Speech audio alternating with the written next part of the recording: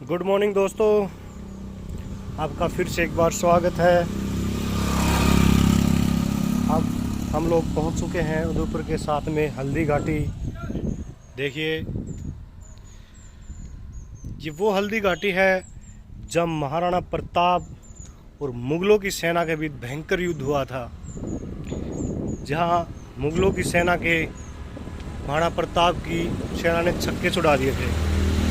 कहते हैं मुगलों की सेना 10,000 के ऊपर थी, लेकिन महाराणा प्रताप की जो सेना थी वो बहुत कम संख्या में थी, 2 से 2,500 के बीच में थी। लेकिन कहते हैं कि उस टाइम में जो युद्ध हुआ था वो यहाँ लड़ने का एक कारण क्या था कि रास्ता सिर्फ निकलने का उस टाइम में एक ही था और कहीं से भी आप यहाँ निकल नहीं सकते थे, सिर्फ ये एक ही रास्ता था।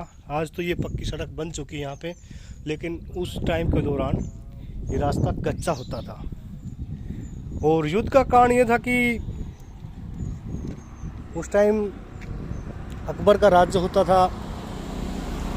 अकबर ने पैगाम भिजवाया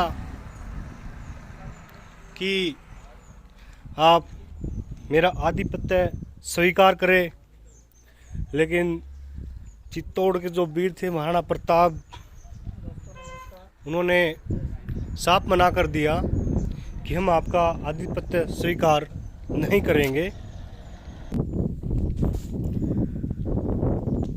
आधिपत्य स्वीकार नहीं किया तो राजा अकबर ने भी, जो बादशाह थे, उन्होंने अपनी सेना यहाँ मानसिंह के नेतृत्व में भेजी थी हल्दी घाटी में, जहाँ ये युद्ध हुआ था। और हल्दी घाटी इसको इसलिए बोलते हैं कि यहाँ की जो मिट्टी है वो हल्दी की तरह पीली है। देखो, जो पीली है बिल्कुल दिख रही है ना, देखो बिल्कुल पीली है। देखो, मैं आपको नज़दीक से दिखा देता हूँ, ये देखिए आप, मतलब मिट्टी पीली है। ये दूर तक देखिए, ये देखिए घाटी दूर तक आपको दिखाई दे रही है, बिल्कुल हल्दी घाटी। इसको चारों तरफ से मैं आपको दिखा देता हूँ। तो लड़ाई जो लड़ी गई थी उसका रिजल्ट ये रहा था कि जो महाराणा प्रताप की सेना थी वो ऊपर थी और जो मुगलों की सेना थी वो नीचे थी।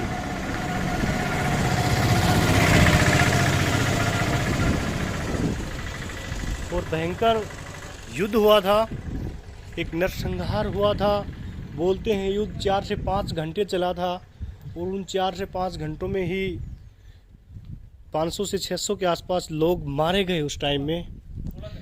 और युद्ध में मारे गए लोगों की यहाँ आगे लाशें पड़ी थी।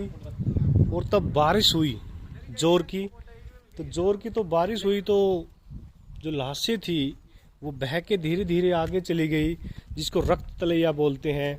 उस रक्त तलैया में जाके वो डेड बॉडी, जो लाशें रुकी थी, वो भी लाल हो गई थी उस टाइम में, तो इसलिए उसको रक्त तलैया बोलते हैं। जो लड़ाई हल्दी घाटी से शुरू होके वहाँ तक चली गई थी। और इस युद्ध का परिणाम ये रहा, महाराणा प्रताप भी युद्ध में घायल हो गए थे, लेकिन फिर भी उन्होंने हार नहीं मानी। अंततः इस लड़ाई का कोई परिणाम नहीं रहा, फिर भी इतिहासकार मानते हैं कि इस लड़ाई में महाराणा प्रताप की विजय हुई थी और अकबर यहाँ अपना अधिकार नहीं जता पाया। निसंदेह हल्दी घाटी बहुत ही एक दर्शनीय स्थल है, एक वीर भूमि है। कभी मौका मिले उदयपुर आने का, जिनकी वीर गाथा यहाँ सुनी जा सकती है। उन पहाड़ों में चारों तरफ आज भी उनकी आवाज़ गूंज रही है, जय जयकार के नारे उनके आज भी लगते हैं। महाराणा प्रताप का जो घोड़ा था चेतक, उसका भी पास में यहाँ समाधि स्थल है। और एक हल्दी घाटी में एक म्यूजियम भी बनाया है, जो महाराणा प्रताप के अस्त्र शस्त्र थे उनका एक म्यूजियम बना रखा है आगे, वो भी हम आपको दिखाएंगे। और जो महाराणा प्रताप का घोड़ा था, घायल होने के बाद भी बताते हैं कि यहाँ एक 26 फुट का नाला है, उसको पार कर दिया था। उस 26 फुट के नाले को पार कर दिया था। बाद में उन्होंने अपना बलिदान दिया था, लेकिन उन्होंने महाराणा प्रताप को सुरक्षित कर दिया था। ऐसे घोड़े भी मतलब बिरला मिलते हैं, चेतक के नाम से दुनिया भर में फेमस है।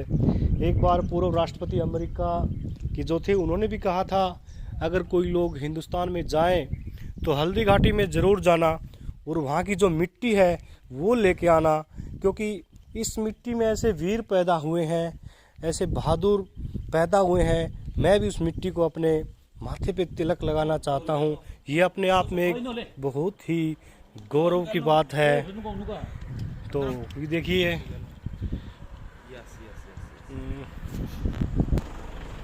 तो थैंक यू दोस्तों। तो थैंक यू दोस्तों, भी आपको यहाँ से हम आगे ले चलते हैं हल्दी घाटी से, जो चेतक की समाधि है और इसके अलावा जो म्यूजियम है वहाँ भी हम आपको दिखाएंगे। तो ये हल्दी घाटी आप देख लीजिए, पहाड़ों के बीच में दोनों बिल्कुल बीच से रास्ता है दूर तक, ये देखिए दूर तक फैला हुआ है। इसके अलावा यहाँ कोई रास्ता और है नहीं। यही कारण था, प्लानिंग के तहत यहाँ लड़ाई लड़ी गई थी और मुगलों के यहाँ छक्के छुड़ा दिए गए थे। जय हिंद, जय भारत दोस्तों।